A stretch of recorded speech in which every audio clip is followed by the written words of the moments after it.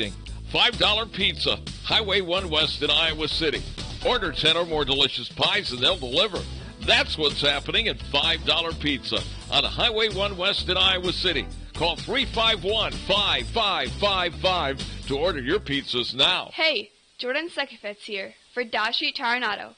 Is your vehicle running crazy? My dad Brian and his crew can fix it. For over 25 good years, Dodge Street Tire and Auto has helped friends and neighbors give their cars a second wind. Bring your car to the trusted pros at Dodge Street Tire and Auto. When your car needs help fast, beat a path to Dodge Street Tire and Auto at the corner of Dodge and Church Street. Hawkeye fans and Big Brothers Big Sisters supporters, listen up. Say hello to the Gridiron Bash at Kinnick Stadium on October 27th. The Hawkeyes of Penn State are playing in State College that day, and you can help raise money for Big Brothers Big Sisters while you cheer on the Hawkeyes from the Kinnick Stadium press box. You'll enjoy a delicious tailgate buffet, domestic beer, house wine, and soda included, while you watch the Hawkeyes on the large screen TV and monitors in the press box. Admission is only $65, with all proceeds going to benefit Big Brothers Big Sisters of Johnson County. You'll also get to wave to the kids at the end of the first quarter. Save the date, October 27th. Watch the Hawkeyes beat Penn State in State College and raise money for Big Brothers Big Sisters of Johnson County. Purchase tickets at www.bbbsjc.org or call Delita at 319-337-2145. Go Hawks! The Sycamore Mall is now the Iowa City Marketplace, home of Lucky's Market, and now the home of Joann Fabrics. You'll shop the largest assortment of fabric, sewing, quilting, scrapbooking, knitting, crochet, jewelry, and other crafts. Joann Fabrics now open. And be sure to visit Four Seasons' new location near Panera and check out their great selection of Hallmark cards. See McDonald Optical's new space across from Four Seasons and taste the deliciousness of Rolly Pop. The Iowa City Marketplace is Iowa City's lifestyle center and getting better by the day. You'll always love the restaurants, the movie theaters, and the shopping. The Sycamore Mall is now the Iowa City Marketplace. Joann Fabrics now open at the Iowa City Marketplace, Sycamore Mall. From the Harty and Stalker Studios in the heart of the Hawkeye Nation, this is the mighty 1630 KCJJ, Iowa City. Here is your KCJJ forecast today. Mostly sunny. We're headed to 65 for a high this afternoon. The wind northwest at about 5 to 15 here today. Tonight, mostly clear. We're going to drop to 45 tomorrow. Partly cloudy. A little breezy. It's going to be warmer tomorrow. 71. Wind south to southwest, 15 to 25. And then on Friday, mostly cloudy. A few showers with a high right around 60. I'm meteorologist Sean Cable on the mighty 1630 KCJJ. Right now, it's 49 degrees. Weather brought to you by the Westport Touchless Auto Washes at Walmart in Iowa City. Coralville's Hy-Vee. AllHawkeyes.com brought to you by Premier Automotive in North Liberty. Hit a deer. Call Premier. Steve Anderson, Hawkeye Title and Settlement. Mike's Lock and E-Keys for cars. GT Car and this crew at Supple Siding and Remodeling. Sittler's LED Supplies. Supple's Flowers, the home of 1-800-800-ROSE. The Oxyokin. Zephyr's Printing and Designing and Print and Ink on the Ped Mall. And Big Dog TV and Internet, serving all of eastern Iowa with Dish, DirecTV, Internet, and more. Don't call an 800 number. Call local. Call Kevin and his crew at Big Dog at 338-600-6600. You know, he hasn't even been in prison for 24 hours and already Cosby's lawyers arguing about his privileges, his phone privileges. They won't let him call the gym class.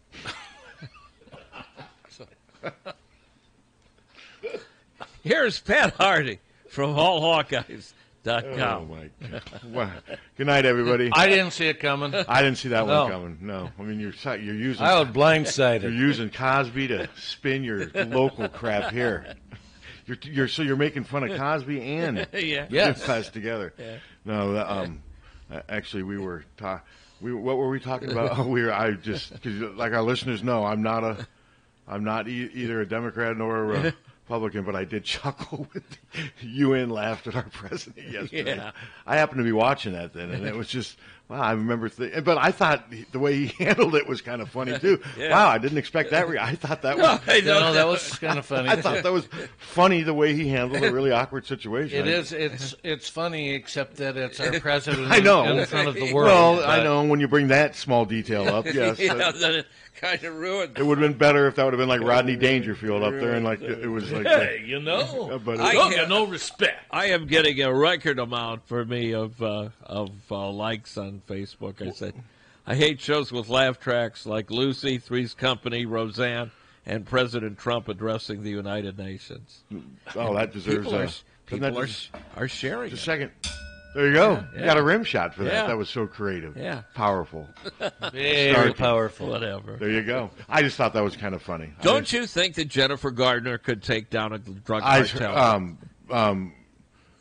When I turned in, and I was like, because I told Tom I forgot. I usually listen to you guys coming in. Today I didn't, but I turned it on right when I came in just to see, and you were that peppermint. Yeah. I've seen previews for that, and it looks a little silly. It's a good movie. I understand, and I think you're. Shut up! I mean, it would be better. It's just not real believable, and I guess maybe I'm being sexist or whatever. I think. No, wait a second. No, wait. If that was Rita Shaw playing that part, I would think there was a much more believable. No, granted, she's been dead for. Rita Shaw. I'm trying to think of women who would work in that role. I mean, wait, Rita sexist? Shaw was the bigger of the three convict women in Barney Five. Yeah, the one who, when Barney at the end when she tried to run away, she couldn't do it. She is not athletic enough. So you're telling me, Pat, that you don't think that Jennifer Garner could bring down a drug cartel? No, not by herself. Well, she did. But I think she's really cute. She's very talented too. And I've seen her. She's a good shot. Evidently.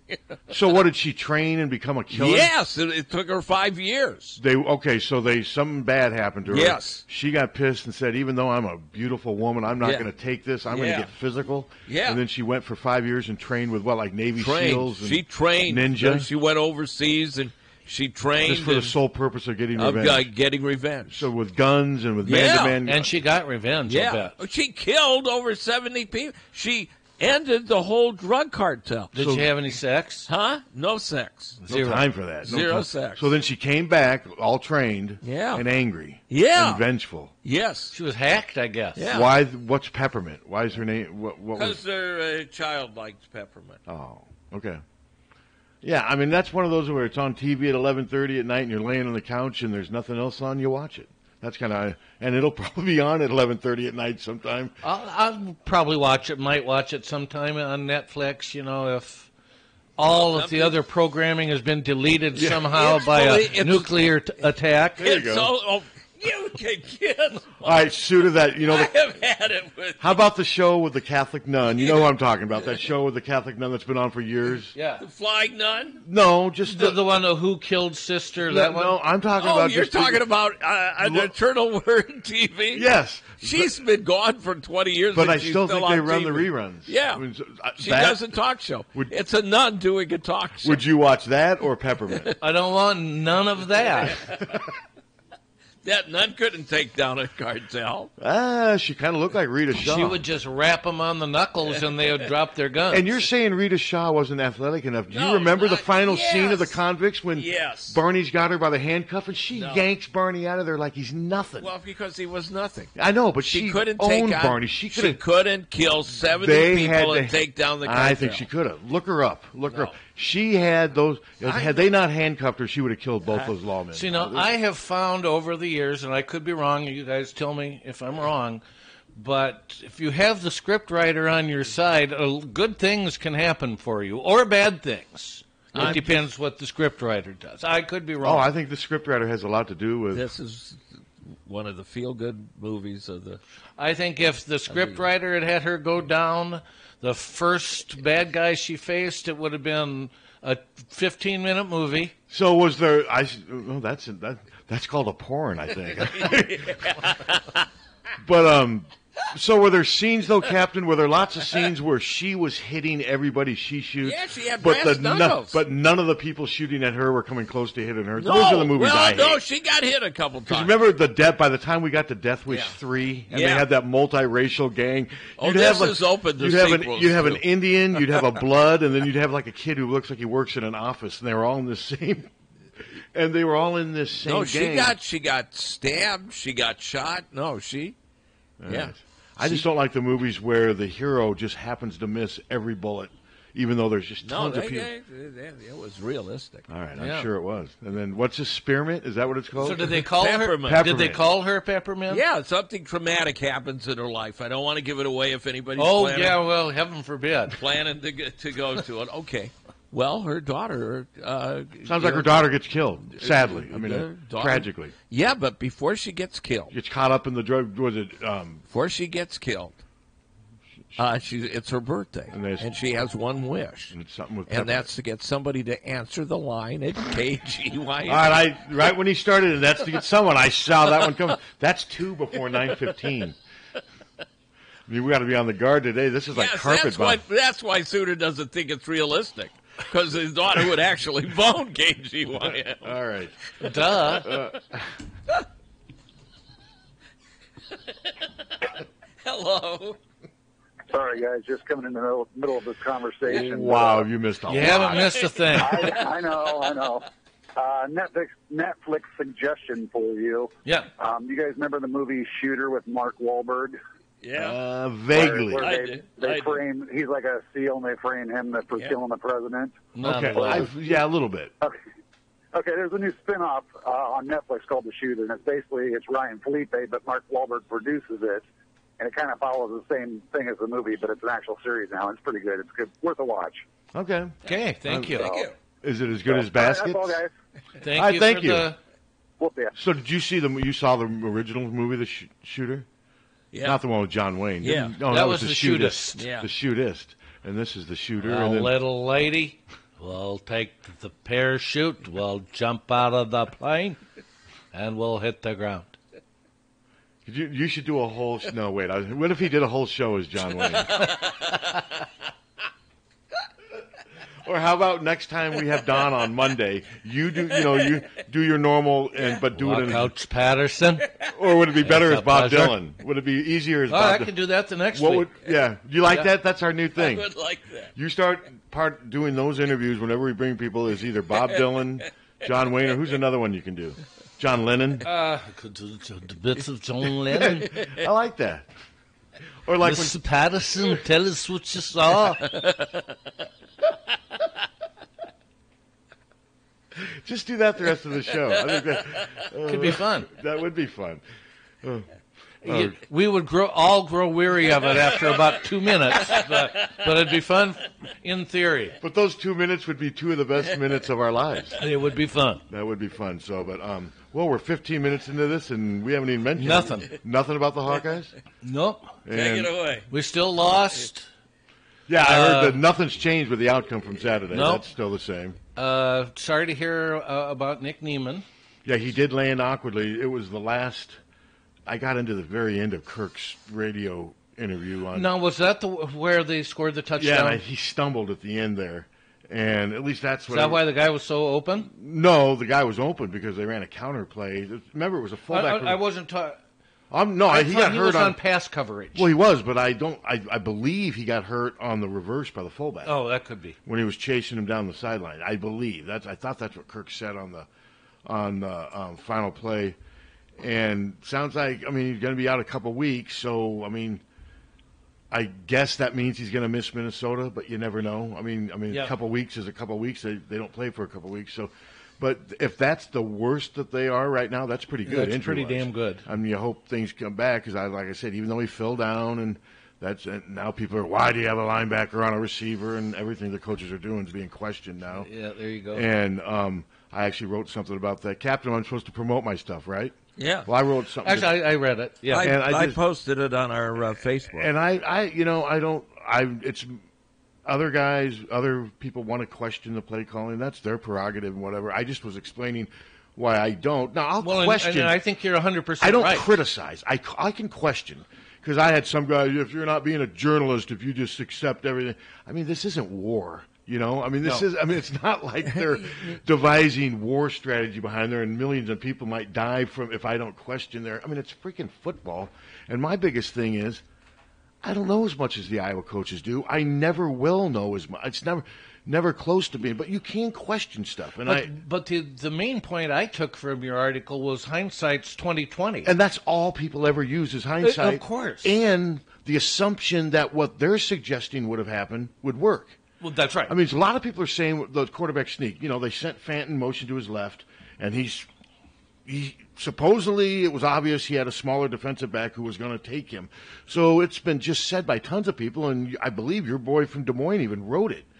That had they just ran that play, that Fant would have converted, and they would have scored. How do we know? We don't know any such a thing, and it's like every other damn play they call. If it works, they're brilliant, and if it doesn't work, why didn't they do something else? Yes, and I will admit I wasn't crazy about the decision to run Stanley on a sneak, because what did I sit here and do all the time last year?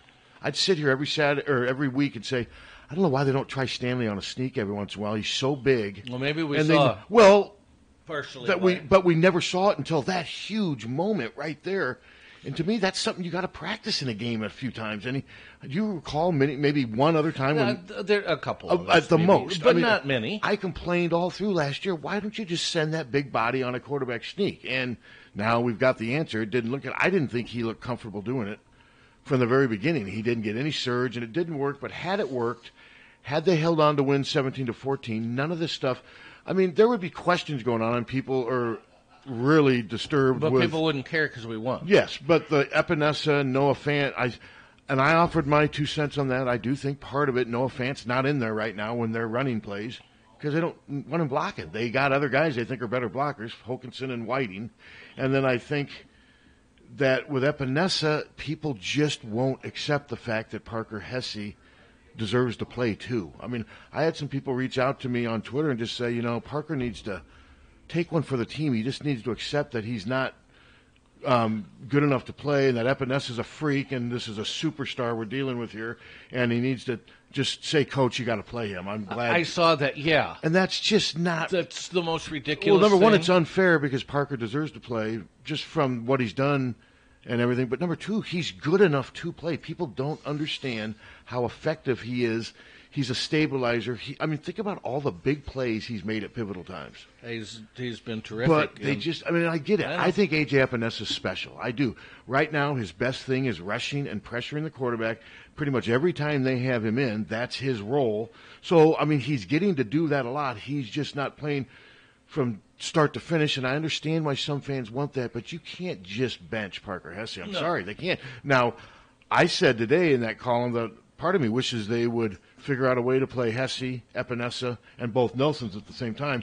A.J. would have to move inside. Parker's just not big enough to do that on a full-time basis. Yeah. The problem with moving A.J. inside is then you lose his special ability off the edge to pressure the quarterback as a defensive end. So there's stuff, but it's still early, too. I think A.J. is going to play more as the season progresses. I think they'll do more rotating. But if he plays 40 to 50% of the games with this rotation, I don't think that's unfair. I think that's enough time for him to make his mark, and I think there's going to be some games where he plays more.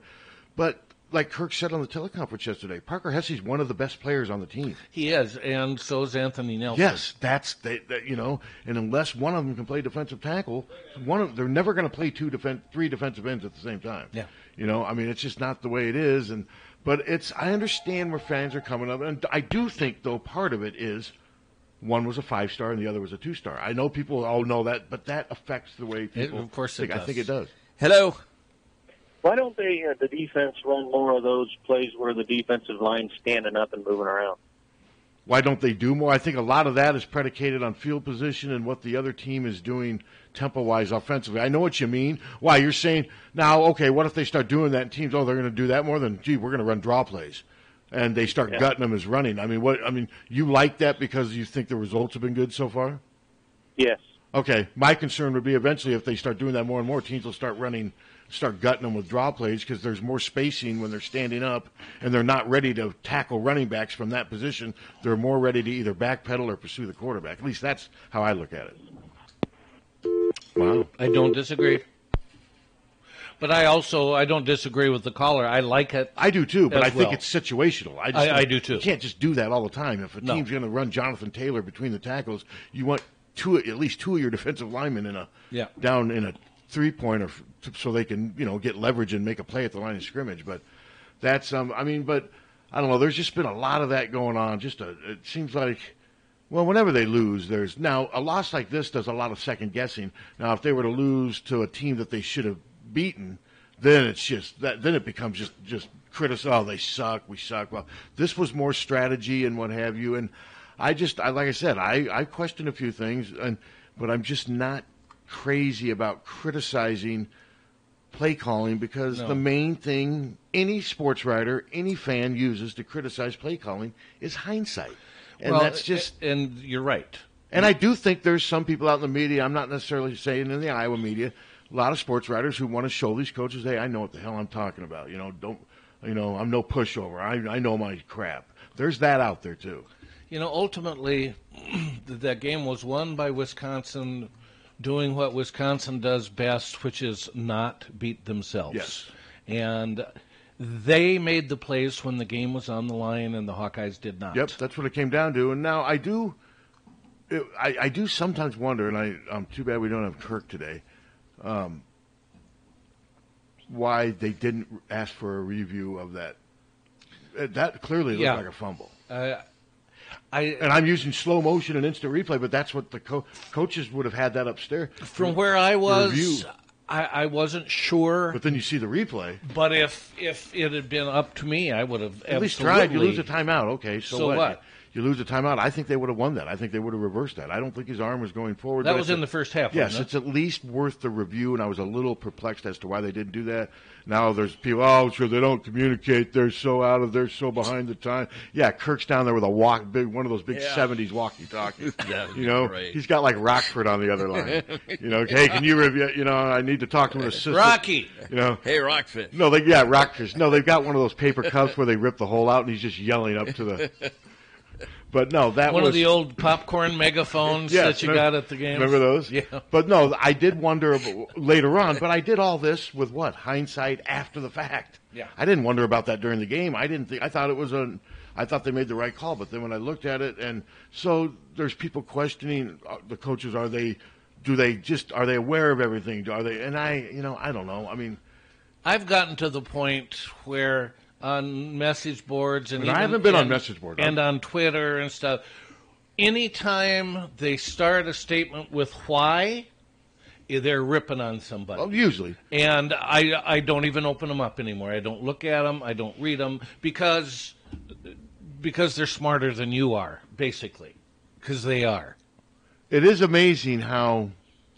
After they a loss, think they're better than you because they don't, Well, it is amazing after a loss, though, how there's so many better coaches than the Iowa coaches on Twitter. Oh, yeah. That's what I'm always amazed by. I mean, just like this guy reached out to me, and he was just being a snarky dick, to be honest with you. Pardon me. We can say that, right? Yeah. Is there a band called Snarky Dick? Look it up. There should be, if not. Don't you think, Suter? There should be. Yes, but... He basically tweeted, Pat, I know Kirk's got you in his back pocket. I know even if they finished 0-12, you'd find a reason to excuse Kirk. You've been nothing, it's been this. Is that not somebody who's trying to get under your skin? Yes. Yeah, and I just said, And that would be probably phrased with, why do you always? Why? Well, yes. Why? But I said, I'll relay your description of the people. I've had other people accuse me of having a Ferentz vendetta and had something personal against. No, you can't win. No, you can't. You can't win in those situations. But there's just people just this quarterback sneak was stupid. Fant was out there isolated. You throw to him, it's a touchdown. I've heard that over and over and over and over. And what's that based on, Tom? Two things. Hindsight and assuming. And assuming and forgetting that Noah Fant has dropped a lot of footballs in his career here, too. And he has. He has. I'll give him that, but got to give him his due. He's got 15 touchdowns and 45 catches. I love Noah Fant. 1 out of 3 of his catches since the start of last season are resulting in touchdowns. There is not a snarky You're dick serious? band. There is a my dick band. I don't like my dick. Ladies and gentlemen. Well, wait. No. That doesn't sound... No, you're right. Let's have a warm welcome for my dick. I think that's part of the reason they probably named themselves that, just to hear people have to say their name.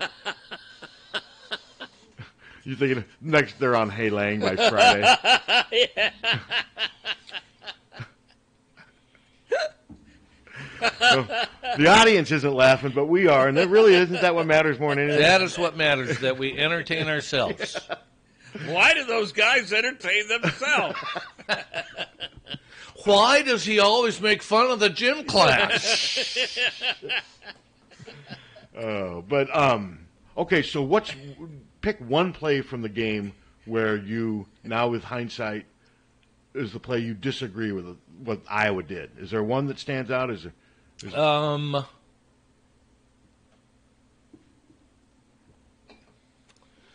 Silence. See, this is where we need that. I'm trying to think of, a game, a play that if it did differently, we would have won instead I of mostly lost. liked Brian Ferentz's play I did calling. too. And I wrote in my column, there were times when I thought they were going to pass, and they ran. And there are times where I'm like, oh, they're going to run, and they threw. And to me, that's not being predictable and not playing to lose, and those are the two biggest criticisms about Brian's father. Wouldn't you agree? Yes, and I would look at it a little bit differently in that if a certain play goes differently, we probably win the game, and that's the play that number 43 for them stopped it at the 2-yard line. We had to settle for a field goal. Yeah, that was a touchdown. If that goes in for a touchdown, I think we win the game. And that was who was running? I can't remember. Was it Kelly Martin? I think so. Okay, yeah, I do remember that. And it looked from where it looked like he was going to go in, and then that guy just came out of the game basically, nowhere. They outscored Iowa 14-3 in the red zone. That was the game, caused partly by turnovers. And I've had people say, well, that turnover by Gronewig, the fumble play, yeah, but nothing happened. Well, that shifted field position, and what happens then is time gets eaten off the clock, so you're losing a chance to control tempo and what have you. So just because that didn't result in any points, that fumble still No, hurt. that's right. That humble. Anytime you lose field position in a game, each team gets, I think one had 11 and the other had 12 offensive possessions. You basically get 10 to 12 offensive possessions a game. I think we ended up with 10, didn't we? Something like that. I think that's what it comes down to. You basically and when you get outscored 14-3 in the red zone in a game that close, that's what it comes down to. And the quarterback sneak, it didn't work. But like I said, I'm not crazy about the call. But I think a part of the reason I'm not crazy about the call is because it didn't work. Of course. I mean, that's yeah. And that's so. Yeah, it didn't work. But had it worked, I'm like, wow, they finally did a sneak. What do you think? We'd be sitting here saying, what do you think of that? They finally used that 250-pound body and sent him through there. And then the pass where Stanley overthrows Hawkinson wide open. Yeah. If he makes a good pass there, you got a different story too. And if Smith Marset doesn't let the ball bounce right off his hands at the end, I'll tell you what, Richard, I guess, should we take our break and then we can you got money calling in today? What's going on? They haven't called in as yet. Money. Well, I'll bring this up first. Richard brought up something interesting. He doesn't have any issues with like playing. I mean, his big thing is when he wanted me to ask.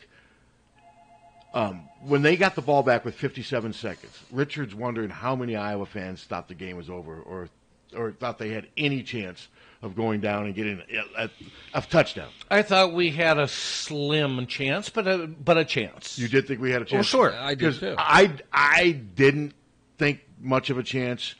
Richard didn't, and Richard was just curious because do you think most Iowa fans thought they had a chance? How many timeouts did we have? Two, I believe. Yeah.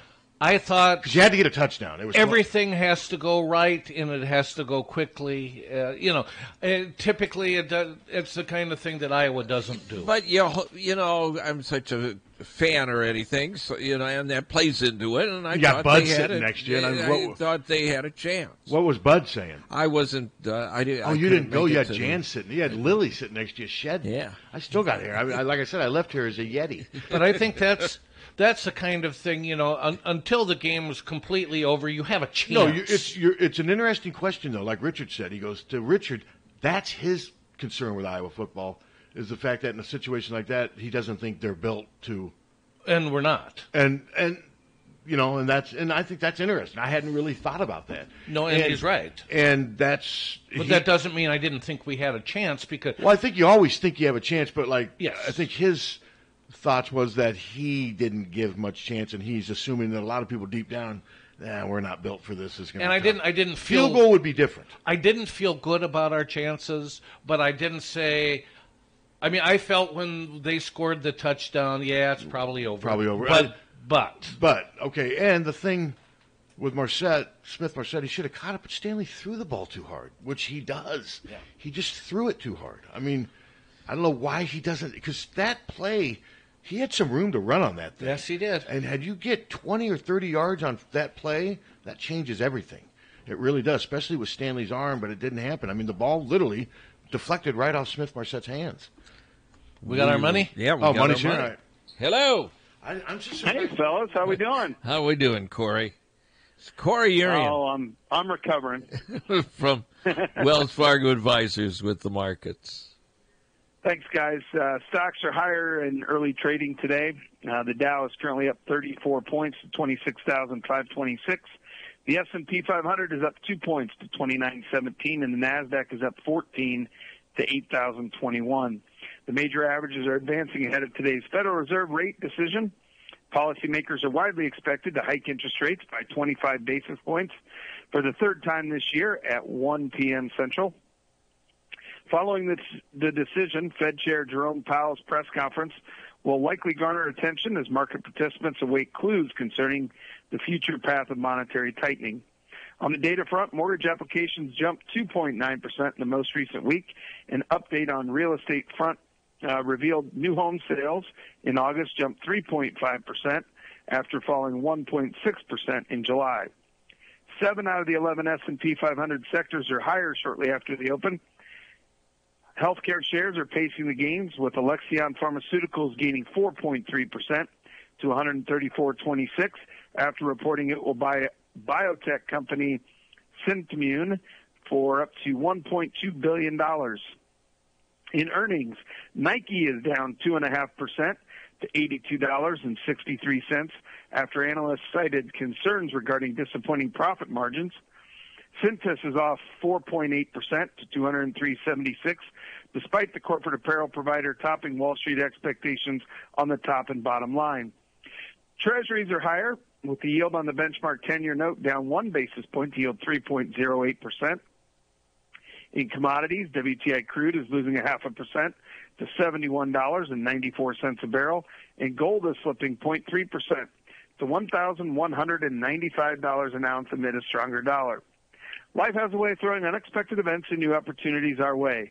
When your life goals change with time or fluctuating market conditions, so you're playing off course, Wells Fargo Advisors investment planning process offers the flexibility to make the adjustments you need to live the one life you have the best way you can. When life happens, we can help. In Corville or Iowa City, you can call Daryl Courtney, Adam Haleska, Tad Stoley, or Corey Urian at 319-338-3799. That's 319-338-3799. You can also reach us toll-free at 866-217-2369, or stop by the office and see us at 501 12th Avenue, Suite 201 in Corville. This is Corey Urian, a financial advisor with Wells Fargo Advisors, LLC, member SIPC. Thanks, guys.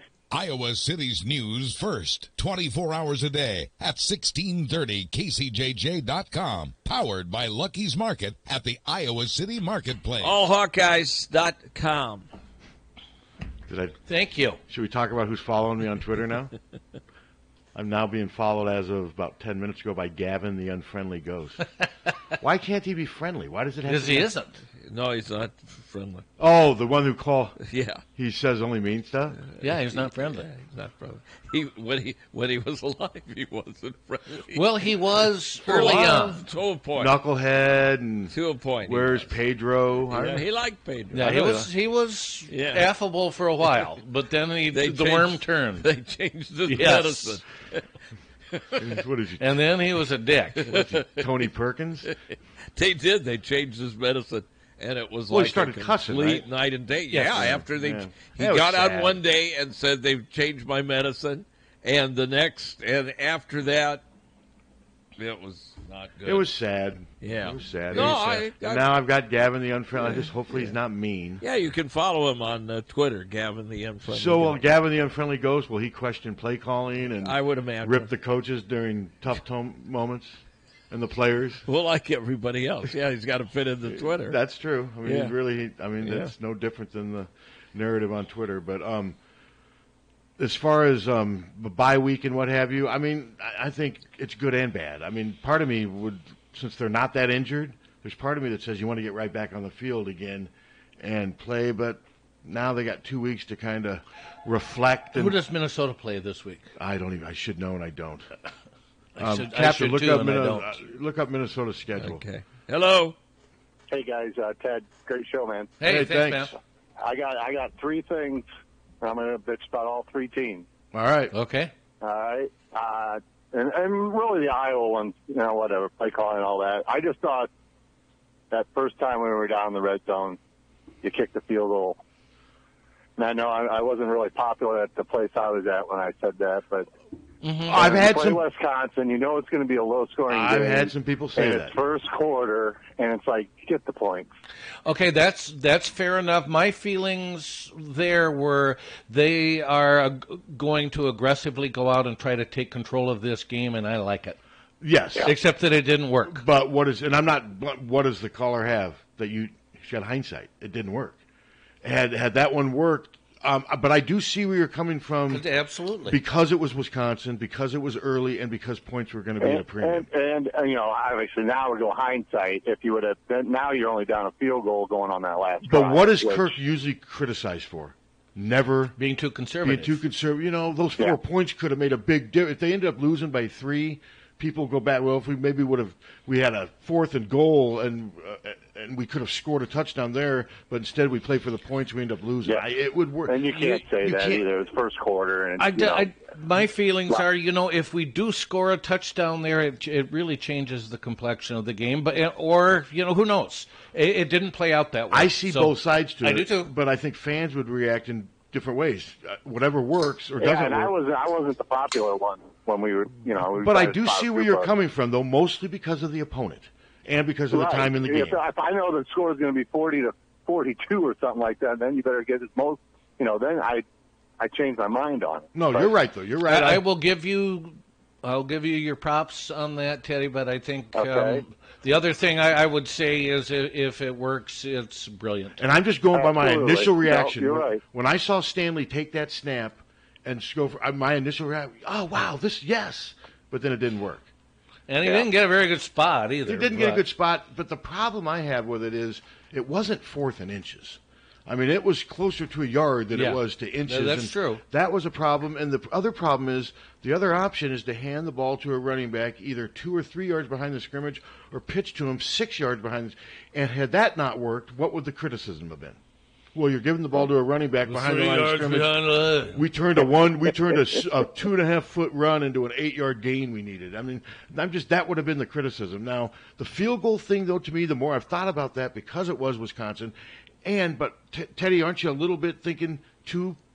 Because the game ended up being where points were at a premium. Yes, it ended up being the kind of game that you thought it was going to be when the actual time came. That last drive would have been a field goal drive. I mean, obviously, we turned it over and everything else kind of collapsed on us. But a field goal would have completely 59 changed. seconds and you're only down 1 point. I mean, yes, that's a heck of a lot difference than trying to score a touchdown. Oh, I agree. Gosh, but if you get up by 7 early, you got a whole different I field agree of the with game. that too. But the problem, I don't know. I know. I'm probably more conservative in the first quarter than I would be in the third or fourth quarter.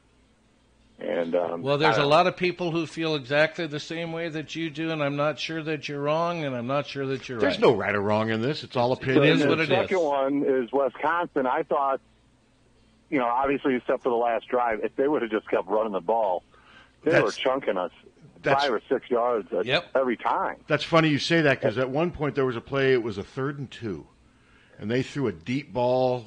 Yes. And I tweeted right then, Wisconsin just did Iowa a huge favor by not running. They did that a couple times. They threw as much as they did when they were so successful at running that. And had they lost that game, what would their fans have been doing? Exactly that. They would have been ripping those plays. Oh, we had some Wisconsin fans in front of us that were ripping Hornibrook throughout that game. And he had 5 incompletions. Yeah. They ripped him the whole game. They don't like him because he has been up and down, but he was pretty good when it mattered. He sure was. But no, I'm with you on that one, Teddy. I was thinking the same thing. What's your third one?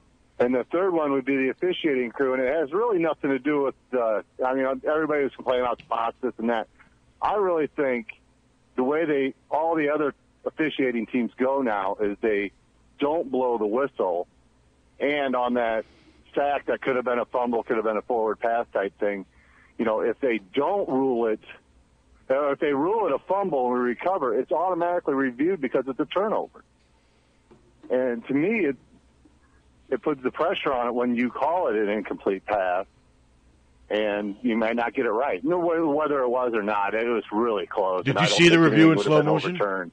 You don't think it would have been? You don't think there was enough evidence to overturn it? I don't know if there would have been enough to overturn it. And actually, I agree with Ferentz for not calling a timeout on that spot too, because a lot of times they never overturn spots. I mean, unless it's clear evidence that it was, an arm. No, I would have overturned like that. I would have asked and for then you lose a timeout. Yeah, that one. The one with the arm forward thing. But I'm just not sure if the Iowa coaches in that short a time were able to see something.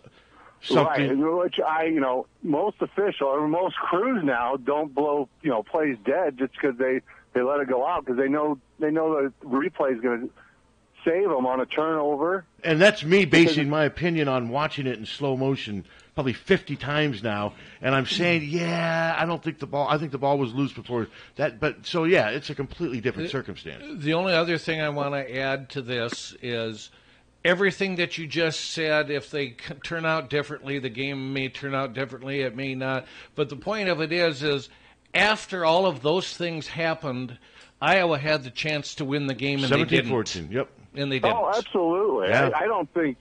I mean, they're a good team, and then the problem is absolutely we had we had two big errors, or actually three. Did we have three turnovers? Yeah, but nothing happened on their game-winning drive that was controversial.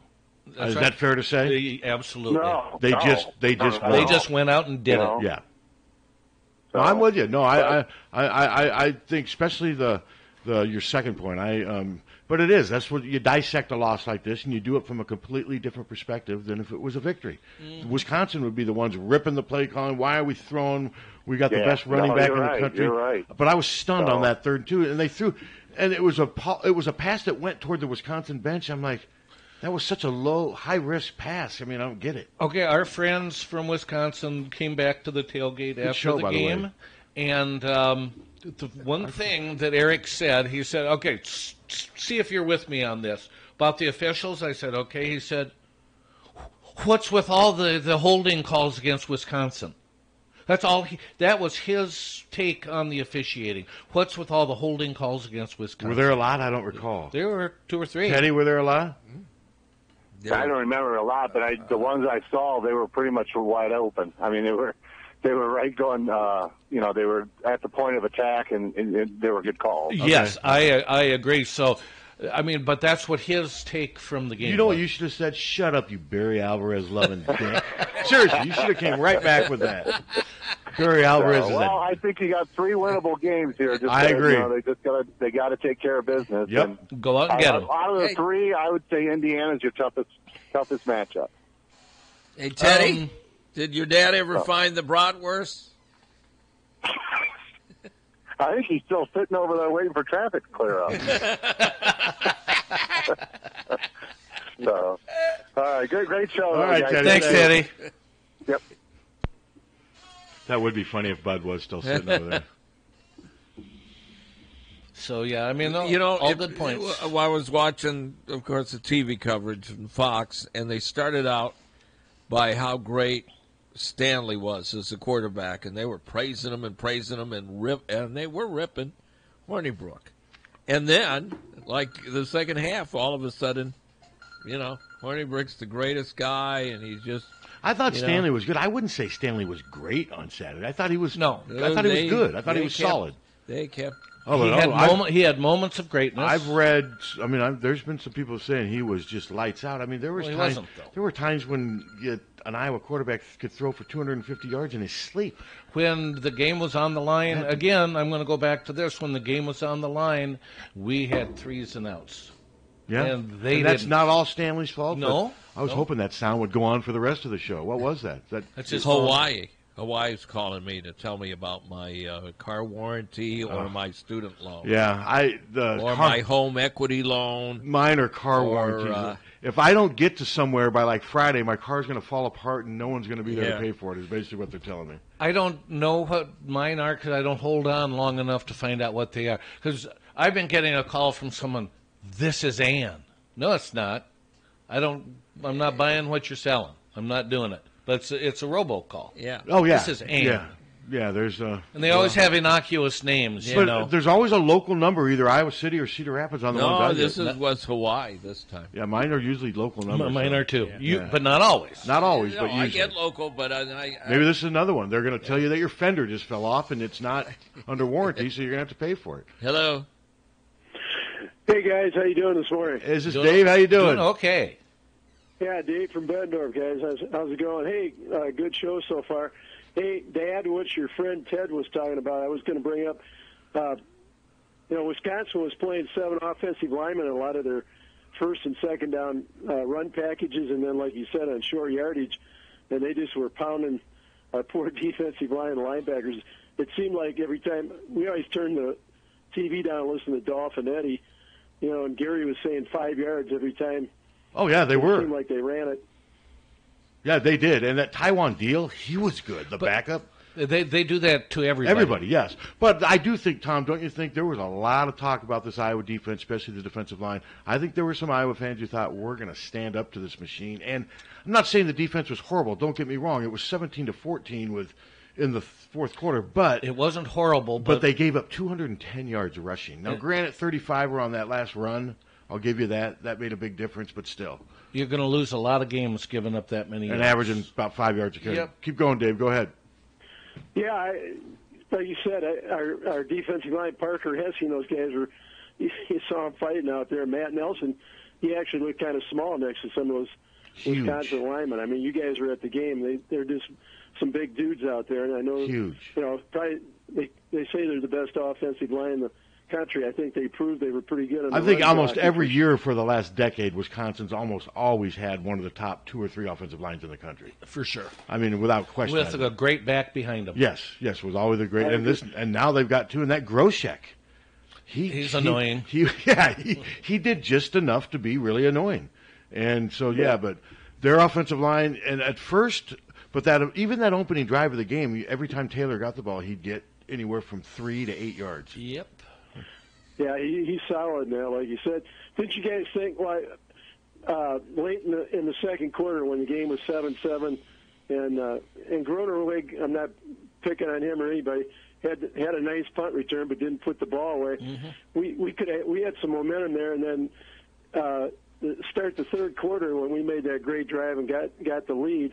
It just seemed like the crowd was really into it, and the Kiddick was going crazy. I think we had the momentum there for most of the third quarter till the punt incident. Again, I'm not picking on Sean Byers either. That seemed to kind of skim the tide a little bit. I thought we had him on the run a little bit. Anyway. Well, I think Iowa clearly had him on the run. Now you got to give Wisconsin credit though for not unraveling under really bad circumstances. And turnovers do always change the course of the game. And I said this Monday, and I still think Wisconsin was partly responsible for that turnover with Sean Byer. I swear those guys coaxed and led. They kind of like they were like little, what do they call the cattle dogs? They almost herded him to the football. And I agree with you, Pat. When you said that, and then remember how it all happened, it was almost like the kid and the other 3 guys were all around the ball. Like you said, it was like a horseshoe formation. Yeah, and it was. And he kind of got lured into the traps, sad to say, for Sean and the Hawkeyes there and that. Hey, I was going to ask, besides Nick Neiman, I know got dinged up, is Matt Hankins. I know he didn't play most. Kirk said yesterday. Young Julius Brins did a pretty good job, the true freshman. Yeah, Kirk said yesterday that Hankins, it sounds like he will be back. He said he had a couple of issues. A couple of issues without being specific, but made it sound like they didn't say anything, well, he's out at least a couple of weeks. I mean, I think they're kind of leaving it open since they have a bye week that there's a chance he could play. It doesn't sound like Neiman will play against Minnesota, but it sounds like there's a chance Hankins could. And I thought Brents was fine. I thought, a true freshman playing his first significant minutes, I thought he held his own. Yeah, he made was in a couple tackles and a couple pass plays. Hey, other thing, Pat, I don't know. My son said he heard that a real good tight end out of Illinois that was down to Iowa, Wisconsin was Committed. at the game Saturday night and committed to the Hawkeyes. From Dunlap, Illinois. Yeah, where is Dunlap? I think it's down by Peoria, but I'm not sure. Okay. I think it's. But yeah, Josiah Myaman. How do you? I'm not sure how to pronounce it. My son was telling me. Myman or Jeremiah or something. Meeman. Yeah, what's his? I thought it's not Jeremiah. I think it's closer to Josiah. Josiah, and the last name is like Miamen. But yeah, he had offers from Michigan State, I believe, from Notre Dame, from Michigan, Wisconsin. It came down to Iowa and Wisconsin, and I was hearing that Wisconsin was probably going to get him. But hey, if you want to go and play tight end, I'm granted both schools. I mean, I think Iowa maybe uses theirs. Well, I don't know if I can even say that if Iowa uses the tight end more than Wisconsin. They're both great places for tight ends to go. This kid must have just felt a little stronger vibe at Iowa, and it's a good get on paper.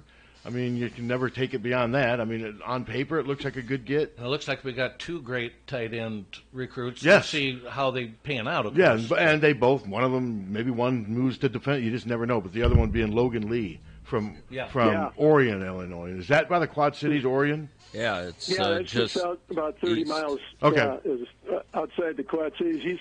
He's having a good year, and his team's ranked, I think, either first or third in their class. He's a big kid and a good kid. I've seen him interview. Yeah, I saw him sack a quarterback. I saw him sack a quarterback on video, and he not only sacked him, but he helped him up and patted him on the back. So he's a good player and a good citizen. What do you think of that? Yeah, perfect. He looks like you don't find those kind of guys. Hey, one last thing, Pat. With basketball coming up, and I know you have John on Saturdays, could he go over some of the kids either are going to be juniors or sophomores this year? Besides, we know about Xavier Foster out of Oskaloosa, but could he go over some of the other kids? Yeah, I'll have John. In the state of Iowa that Iowa might be looking at, Bud. I'll talk to John and have his list ready for Saturday, and we'll hit it hard. And John's always got stuff to say about recruiting. I mean, obviously, the Carlson kid, the 6'8" forward from Minnesota.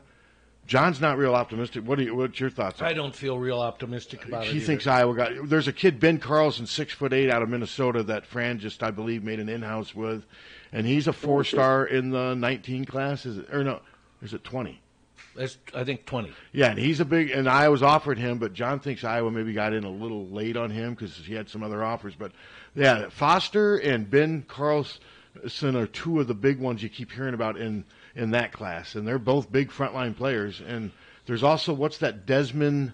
Is there a Desmond Lee, a point guard out of Indiana, I believe? That was just offered? That was just offered, and they've been keeping in contact, or he just made a recent visit. I mean, I saw where that Carson McCorkle, who we had offered a long time ago, committed to Virginia. Yeah, and he's in, sixth grade now? I think they offered him in second grade. No, I'm kidding. I think he's a sophomore He's 2021, yeah. But I thought he got pushed back to 2022. Oh, did he really? I could be wrong. But no, John, we'll hit it hard on Saturday. Okay, Pat. Thanks, guys. All right, Dave. Have a good day. Thanks. Because, I mean, we got 6 openings for 2020. Did you ask me about... I asked you who Minnesota plays this weekend. It's a bye week. Oh, they have a bye week, too. Wow. Yeah. PJ's got 2 weeks to prepare for the Hawks. Do they really? It's the battle of the bye week. Is that what we're going to call that? Yeah. Are you going, Suter? No. Captain, you going up there? I think you and Jan should go to the Twin Cities for the weekend. Well, she could throw her hat up in the air like Mary Tyler Moore did 50 years ago. I'll tell you, we would have gone, except my sister's going to be in town. Okay. Remember the Mary Tyler Moore where she throws her hat up in the... Yeah. I was like 5, of course. So what do you guys think about Murphy Brown Revisited? I never watched the show before, and I think it's I did, and I liked it. It's a good premise, too. What's the premise? Well, her kid's grown up now, and he's working for a rival network like a Fox network, and he's real conservative. Hopefully. Oh, that's fun. Yeah. Yeah, I like that. So I assume it's Candace Bergen. They're on opposite. Is Candace Bergen still alive? Yeah. Yes, and Faith Ford. Yeah. They're all there but Eldon. Yeah. I never watched the show, so I couldn't judge it really. It was a good show. Candace Bergen was great. Yeah. What is she now? She's got to be in her 80s now. 70s. 70s? Yeah. 70s. Okay. Good for her. And still looks pretty good. She was just in Book Club, which is the movie with, Wasn't that with Jane Fonda. I thought that was Wasn't Matt Damon in that? Or no, not. No. What's the other actor that married to Angelina Jolie? Brad Pitt, wasn't he? No, he's not in. Yeah, there. wasn't he in Book Club? No, I have no he's idea. not in. I Book think. Club. Oh no, Fight Club. Yeah, he was in Fight Club. One of those. I was close. I heard they fight in the book club over books. So basketball practice started yesterday, right? I believe so. Yeah. Isn't that something? It's and amazing. we got media day in a little less than 2 weeks. It's October and November, busy. Over under on Fran's using the word phenomenal. How many? During that press conference? Yes. I'd say the over under 7 because you've also got spectacular, incredible. Those are amazing. Those are ones. And hey, I kind of like that. Fran's great at. I do too. That's part of the gig. The problem is if you don't win, but they're going to be unhappy if you don't win, no matter what you say at media day anyway. And remember, Licklider never mentioned players' names and was just bizarre and just. I mean, I just kept waiting for Rod Serling to walk in during this press conference. And picture, if you will. We got something interesting in the mail from Todd Licklider? Hawkeye Athletics. No, the I can't remember what they call it. The club seating for basketball. They want it's like $6,000 for the season for this club level. You got a table with 4 chairs. And free food beforehand. I would hope Why don't you just get a media membership? And then before that, then you do have access to alcohol, but you have to buy it. I mean, $6,000 seemed kind of expensive. That's to a me. lot of money. Yeah. That seemed a little expensive to me. That's not much more than I paid for the roof of my house, or not much less, I should say. I paid more for the roof. I mean, what do you have? 17 or 18 home games? Roughly, but some of them suck. Yeah. I mean that's. I think it's a great idea. To me, I do too. It's not worth $6,000. To me, if that was $3,000, I would even think it's a little expensive. But $6,000 is just beyond comprehension. It's too much for me to consider, especially considering the state of the product right now. Is that fair? Yeah. Yes, it is. I mean, but I think people with that kind of discretionary cash, they do it because of the experience. I would agree. And not because of the product. And because they can. That's right. There's a lot of people. Most people just can't spend that money on that. Yeah. I mean, but plus you're thinking about it though. Plus your iClub donation is over and above. Well, true. You should have just wrote him back saying, "I'm not interested, but this is my coworker, and here's his address. Send that thing to." What would you do with that thing in the mail? You imagine Jan and Steve sitting in the club seats?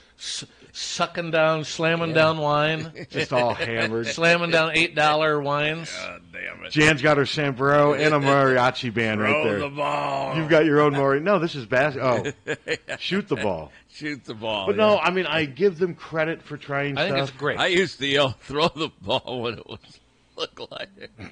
Well, that's all they did was throw the ball. But no. No, I think it's a great idea. I don't fault people for trying to make money. No. Now, the red pom-pom things against Wisconsin, that was just stupid all around, and there was no money involved. That was just bad. Just somebody didn't think it through. And, I don't fault... We've talked about this before. I've never understood the people who complain about the Press Citizen being given away free on Wednesdays. Well, I'll tell you why. Well, don't read it. Okay.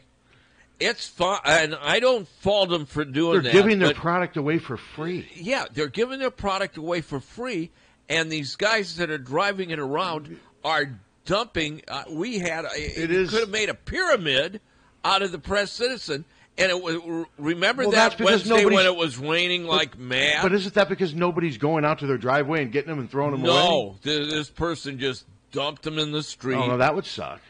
All of them. Now, they don't do a very good job of getting them near your door. Mine's out by the curb always. Mine's right in the middle of the driveway. Yeah. Which isn't bad, but I mean... Sometimes ours is in the middle of the driveway, but it was... But haven't you had people call and complain to you guys about this? Oh, yeah. What they call the police?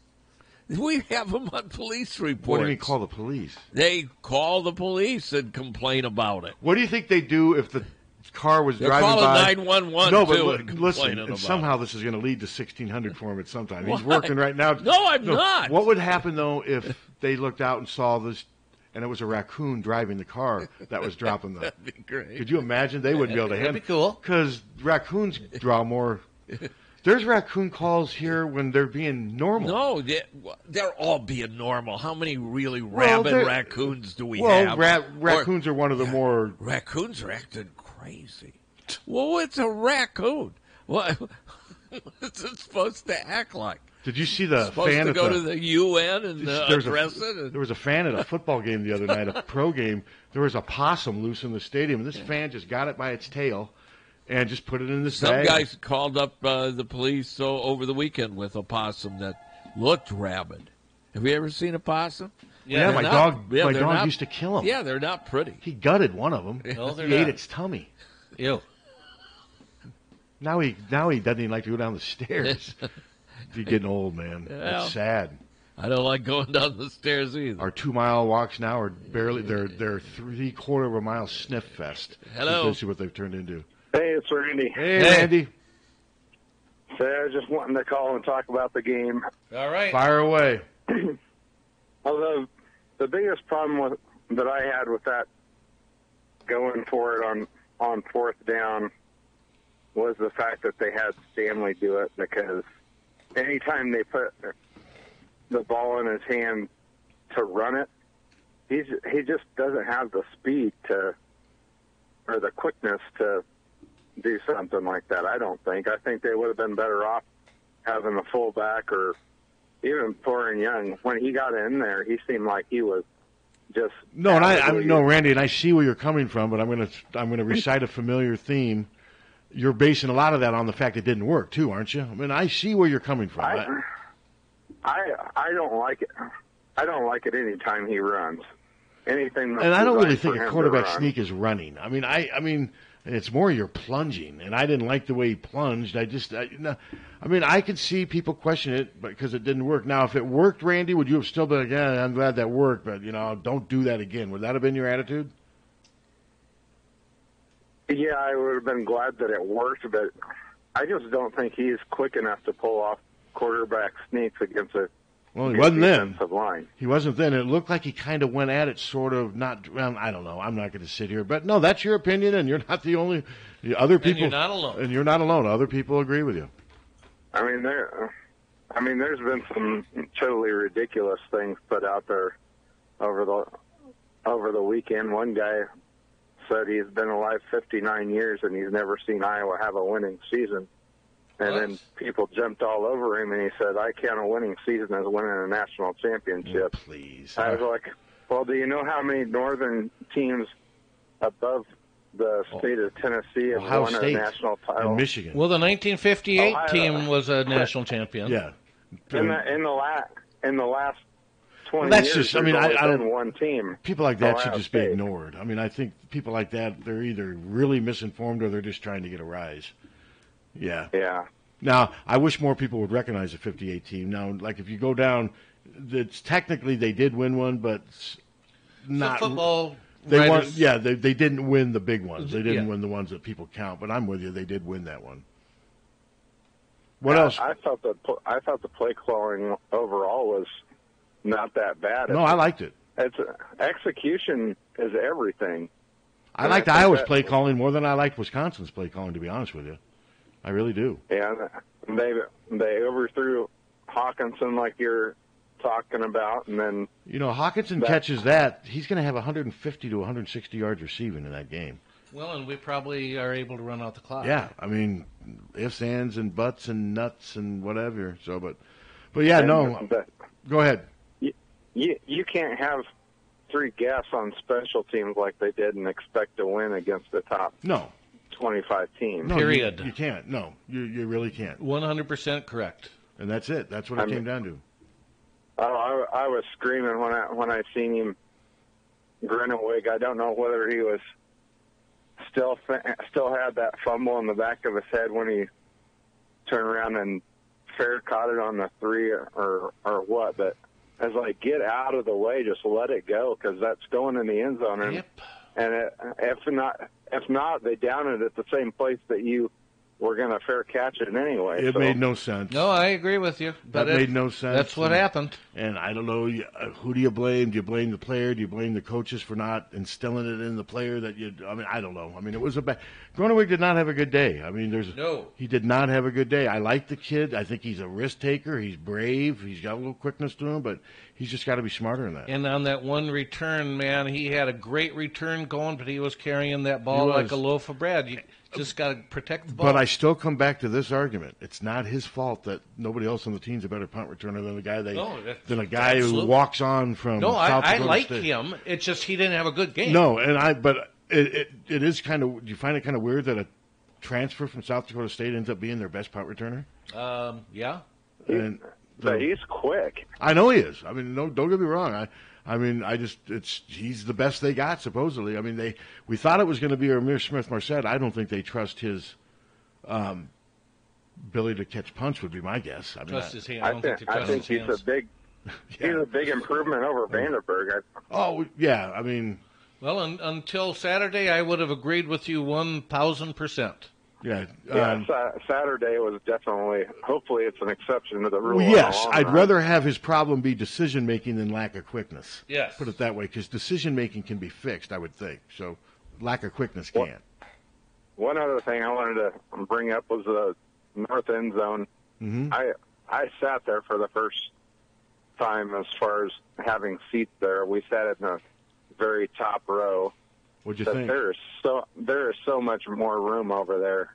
It's not even funny. It is. It's every time I walk through it to get to my seat, it's going to be really neat when it's all done. It really is. I mean, we could have people that were wanting to get out. They could walk in basically an aisle. No, you're behind right. us, and they didn't have to push through everybody like you usually do. You know, all this talk that $90 million doesn't buy anything anymore these days. North end zone has proven that theory wrong. For $90 million, you can get a nice north end zone. I can't wait to see the scoreboard. No, it's going to be really neat. No, I'm with you though, Randy. It's nice.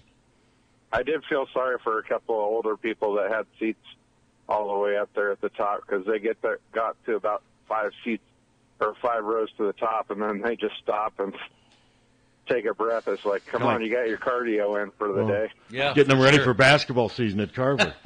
Well, you should have told them, Randy. Anyone you see struggling, and I think Steve would agree, just tell them to go to the Kinnick House, right, Steve? Yes. That's all. The Kinnick House will take care of all that stuff.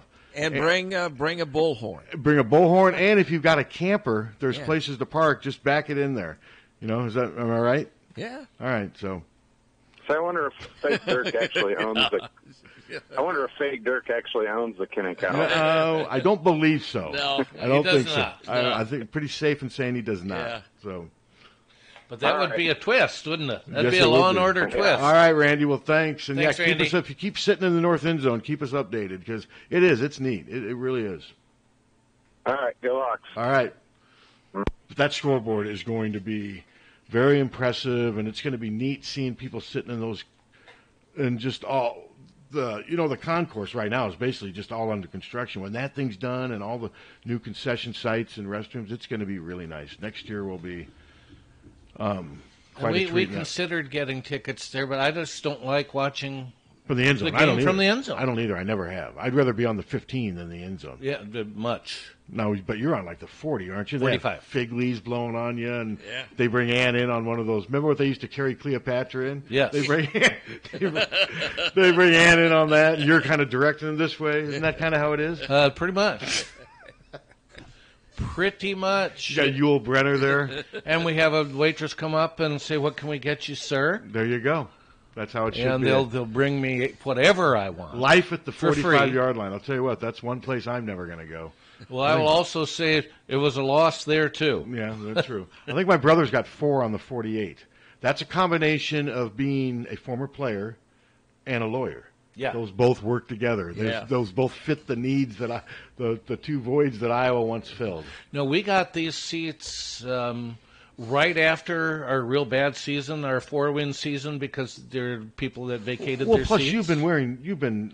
Oh, sure. Getting tickets, that helps you too, But right? no, we had the opportunity, and we saw these seats and said, well, hell, let's get these. So can you still benefit from being your dad's son? No. That's way gone? Those way gone. privileges are way gone? Way gone. Okay. Well, when my mom was still going, just after she gave up going to the game, our seats got progressively worse.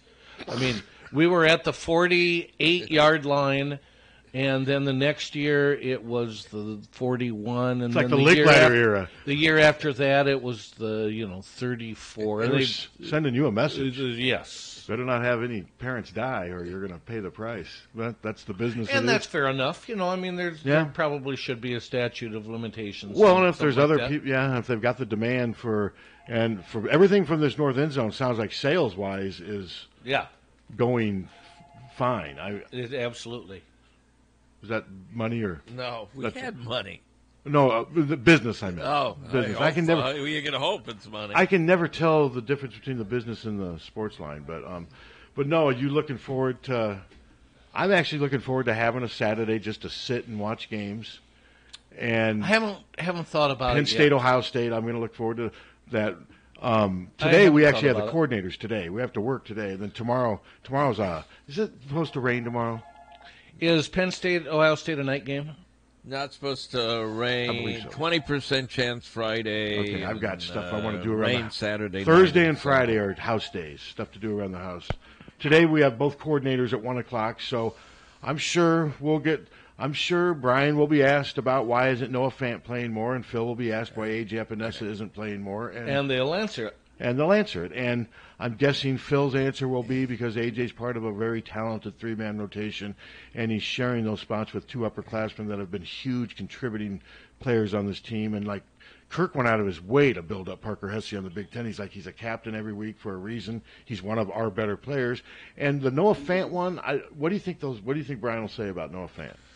I don't think he's going to say he is not, at this point, he's not one of our better blockers. You think he will? Okay. I think he'll come out and say it. Okay, and most of the times when he's not in there are running plays. Yes. Hello. Hey, guys, this is Chris. Hey, Chris. How you doing? Good. How are you guys? Good. Not too bad. Great show as normal. I got 3 things. All right, go. First of all, Coach Gillespie is working her magic with the Iowa girl. So, great. Got Riley Klosterman. Bringing them in. Yeah, we've got fall ball going on. I've seen us play twice, and she's really working the kids and changing them, and playing some kids that never seen the field when Blooper had it, and it's just kind of interesting. But she got a big recruit from DMAC, the team they played on Friday night. A really quick girl at second base. And she's an Iowa girl. I'm not sure where from, but I know they were. I was on the field talking to Gillespie afterwards when the girl come over and told her I would love to play. Oh, wow. Oh, that's great. Oh, that would have been neat. Okay, cool. I love that. Thanks for sharing that. Yeah. And secondly, I sat in the south end zone next to the band, and I have the greatest seats you'd ever want. Yeah? Yep. And that's my opinion. I've been there 35 years. So you think you're better? I love my seat. You think you're better than us? Is that what you're saying? A little bit. Just a little bit. At least he's honest. Doesn't Tommy have seats right down by there? And it's all what you're into. Yeah. And I think if you're used to watching from the end zone, you get used to that, then sure. I could see that. Tom's used to being, in Snootyville, between the 40 and the 50. I don't get the Cleopatra treatment, though. I don't get that. Well, there you go. See, you're just, maybe you're not. I will tell you one thing. Like, I've seen some huge holes that Wisconsin was making, and that's what you see from the south end. That is true. The offensive line and the defensive line does. And so 35 years I've been there, and I'm happy with my seats. And good. I totally understand what you folks are saying, though, about the sites. But you're right, though. What you're used to and what you like. And you are right, though, about seeing the holes that the offensive line I'm just glad we're all in Kinnick and cheering on the Hawks. Amen, brother. To do it. And then lastly, I think the second to the last drive that we did with about 2:48 remaining was the, oh, God, here we go. You guys are going to hate me. was the worst play calling of the game. Otherwise, I'm okay with. Wait, I'm confused though. Chris, they had the ball from 5:40 to 57 seconds left. Which drive are you talking about? Okay, then it must have been before that. I'm just saying the last time we had the ball, we just got a huge defensive stop, and they got a really good punt on us. It was the last drive. Okay, what were the plays? Do you remember? Before they got the lead. Okay. I don't remember the plays. Well, we should have kept the clock going because we threw twice, two incomplete passes after an 8-yard run, and we stopped the clock twice. Okay, you're not the only one that has complained about that. I get you that. Now, I will say, though, it was a 3rd and 2 when we threw the ball. But, Chris, what has been one of the biggest criticisms of Kirk Ferentz since he's been here? Yeah. If let's say they ran the ball. Let's say they ran the ball on back-to-back plays there and got lost 2 yards and then got stuffed short. What would people have said? Playing not to lose. The other side would be freaking out. See, I understand where you're coming from, but I just don't think they're in a no-win situation in that. And if they complete, you're exactly right. And if they complete one of those passes, look at that riverboat gambler. Then we Newkirk. Probably are able to run out the clock. It's just, and that's Newkirk. We just didn't make the plays when we had to make the plays, and it's just as simple as that. But I do see why you would single those out because they did gain 8, and it was that does the risk with throwing the ball it stops the clock. No, I understand that. I understand where you're coming from. Otherwise, what a great environment! What a great game between two teams that are just grounded out. Yeah. And you've got to give Wisconsin total credit. Yes, you do. I knew they were going to score that last drive. I hate to say that. Yeah. I just had that. That's your respect for them. Well, it's not only that, but we've seen that script before last year against Penn State and then Michigan State in 2015. Mm-hmm. We, for some reason, we don't seem to rise up and make the plays to keep those drives from happening, and I don't know why. Spot on. But great show, you guys. I totally enjoy you guys. And, thanks, Chris. Appreciate it. I'm going to get off the phone so I can call the gym class. So, guys have a great day and go Hawks. Thanks, Chris. Now you've got really nice people doing mean things. You're not going to find a nicer guy than Chris. No, and no, you're not. Now he's down at his level. Hello. Good morning. How are you? We're doing okay. Captain's laughing, so we're doing okay. Well, yeah.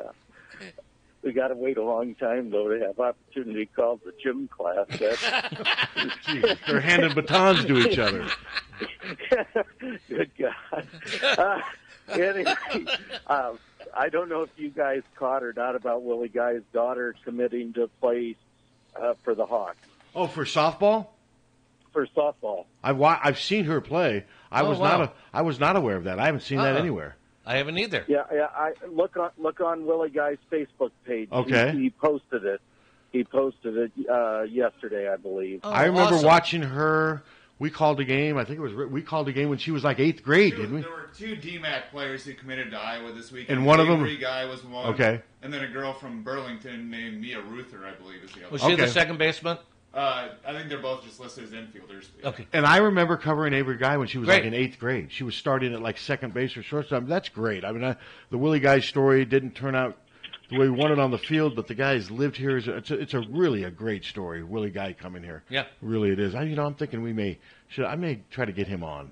I haven't talked to Willie in a long time. He's a good guy. He's a great guy. Willie's a real nice guy. He works in the school system up here in Cedar Rapids and coaches and everything, and just a great guy. Yeah, he really is. And all. But I just noticed that last night when I had a chance to look at Facebook, and I thought, I got to let you guys know about it. Oh, appreciate that. Thank you. That's great. She was good in 8th grade. I can only imagine what she is now. I mean, because I remember. And she played didn't she play at Jefferson?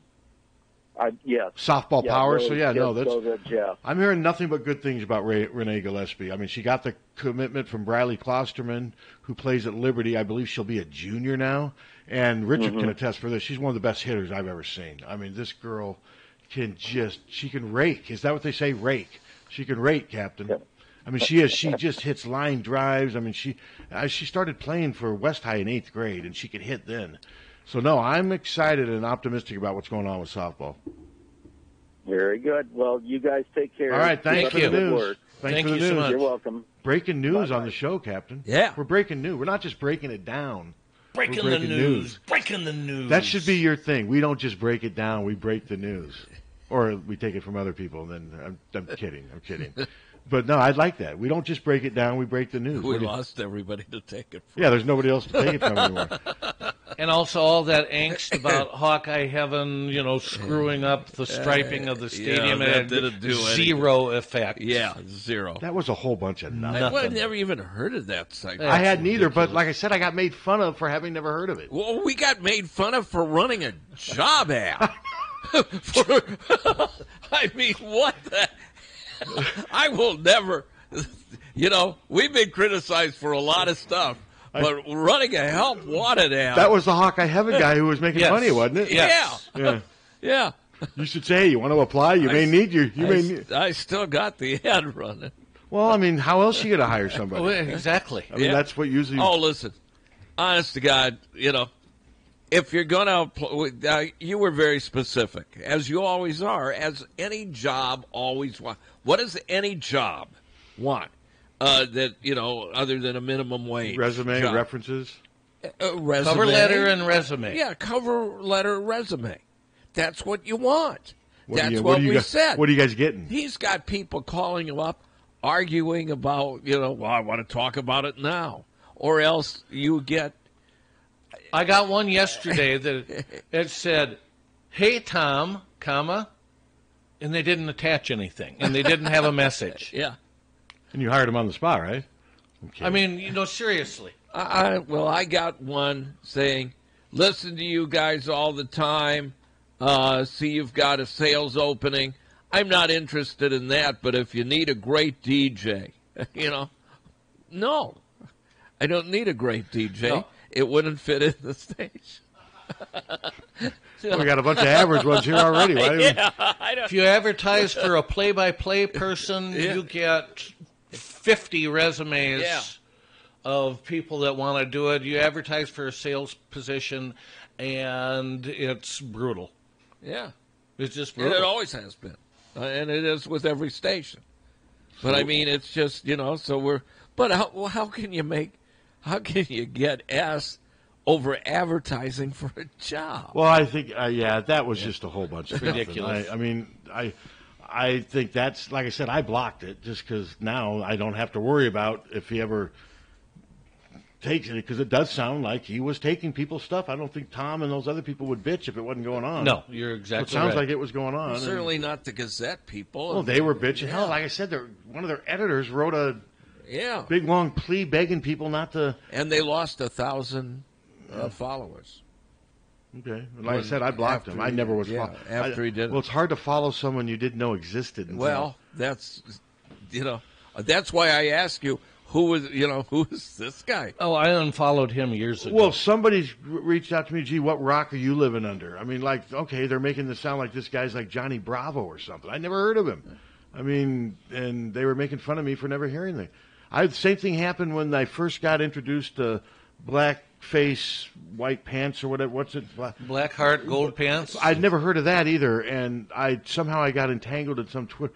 And I had people just ripping me. We got involved with that, too. And well, they used to be snarky. You got in a fight with them. Well, why? I don't know. They used to be snarky and mean. I mean, I'd never... Well, why did we get in... You probably made fun of something that they didn't agree with. You did. And you got into it with Patrick Vint. Oh, he can... Yeah, he's... I don't even remember. I think why. I think he's with a different site now, isn't he? With that Go Iowa. I think so. Yeah, I don't follow, but I was. I don't know. I was made fun of because I had never heard of any of these people that were making fun of me and ripping me for something I had tweeted. I had never heard of any of these people, and I mean, they can do what they want, but I'm sure I could see you and. I don't. I don't know what you're... And do you remember the other guy, Michael into Graham, was the other guy. Do you remember why? I don't think he's part of a website. Isn't he the guy? He was. Well, he was, or maybe a big fan of it. Yeah, you got into it with him. Did he rip the station first? Probably. Probably. I think Michael Graham... Well, I don't take that well. Michael Graham's the guy, he's a chef in Iowa City, and he a redhead guy. I don't know. Yeah, and you got into it with him one time, and he doesn't like me either. I think I tweeted something. But you got into it with him. Well, that goes without saying. And as long as they just leave, me alone, I don't care what they do. No. The problem with some of them is they don't leave you alone. If they attack the station or something like that, of course I'm going to get in with them. But the guy, that Michael Graham or whatever his name, he doesn't bother me because he doesn't. I mean, we just don't interact. I mean, he did that one time. He stated his piece, and now, but as long as they just leave me alone, they can do whatever they want. I'm pretty defensive of the station. This is Twitter though. I had somebody sent me an email. Never heard of the person. Just said I went to my first Kinnick game ever. Never been there. And it was just, the outcome sucked, but boy, I was just blown away by the game.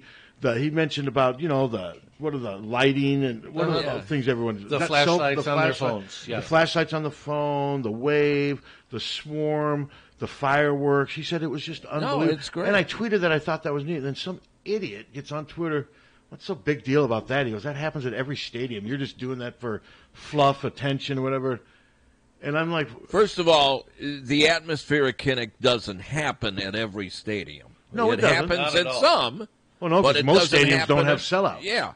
And it doesn't happen. It doesn't happen at all. That's beside the point. That's what I'm saying, though. The problem with Twitter is if you can criticize that, then anything's open for criticism. And it's just... I don't know. There's just so many experts and know-it-all. And I would say a lot of people go on there with the intent to disrupt or to offend, don't you think? Of course. That's what they do. That's just what they do. And that, as long as they leave me alone, I don't care. But but a lot of them, then you end up blocking. I really have to be dragged into it. Well, most of those people are trolls. I don't remember. They're just causing trouble. That's all they're doing. And it doesn't mean anything to me because I don't even remember why we got into it. But I think it's funny, though. They'll send you something where they're just trying to get under your skin. You defend yourself. Gee, I mean, why so sensitive? A journalist, so-called journalist, should behave better. So the people on Twitter think, well, I'm going to swim in this cesspool and make fun of you and bring you down with me, but you better stay on your high. I mean, it's just, but thank God for the mute and the block option. I mean, but most people, like anything else, although would you say most people on Twitter are nice, or are you ready to go that far? So you're saying over 50% then? Yeah, I don't know. Maybe, do you think it's that? Yeah. Oh, 60-40, 70-30? Probably 70-30. But the 30 are persistent. Or 75-25, but the 25 or 30, whatever number you want to give it, are assholes. And most of them are under aliases. Yes. A lot of them are, and they're persistent. And I think it's just part of their shtick. I think some of these people who are on Twitter every day just ripping and telling jokes, and I think that's just part of who they are now. I think Twitter addiction. Do you think there's an addiction to Twitter? I think there's an addiction to social media. Yeah, I think there is. I bet. Yeah. Well, it gives you a voice that you never had. That's it right there. Well, that Suter says you never should have had. Well, no, and I know my stance on social media is providing a voice for those who shouldn't have one. Well, and I'm proved right every single damn day. Well, then I got a Facebook messenger says so Suter can't believe that Jennifer Garner could take down a whole cartel when the gym class has taken down a whole radio station. So that... I'll bet you didn't get that. What do you think, Pat? I don't think you did. I think it was all embellished. It's made up. You're like the people on Twitter, just snarky and mean. Yeah, but they know who I am. Captain Snark. Captain Snark. But they know who I am. Yes, they do. Hello, you're on the auction. I just like saying that. Hey, it's Angry Chris in New York. Hey, Chris, how you doing? I promise not to be snarky like the guys on Twitter. Right. Yeah, what else? I try to be very polite. I'm even polite to enemy fans, but anyway, I'm starting to get over it. I rewatched the game last night, and I felt better after I watched the game because of how well the offense played at times. Yeah.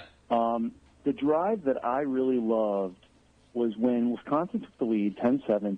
And then Iowa came back and went 8 plays, 75 yards for a touchdown. Yep. That drive was beautiful. Yep, balanced.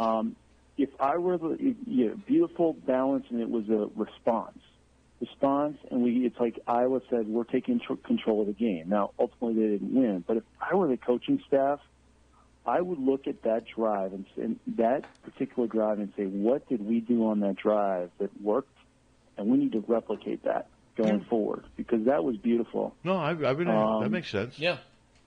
And I just think, and I can't take credit for this, like the Hawkeye Nation guys on their podcast, they pointed out that, Iowa has some, systemic offensive problems. I mean, they pointed out that in 8 of our last 12 games against Power 5 opponents, we've averaged 20 points or we've scored 20 points or less. Mm-hmm.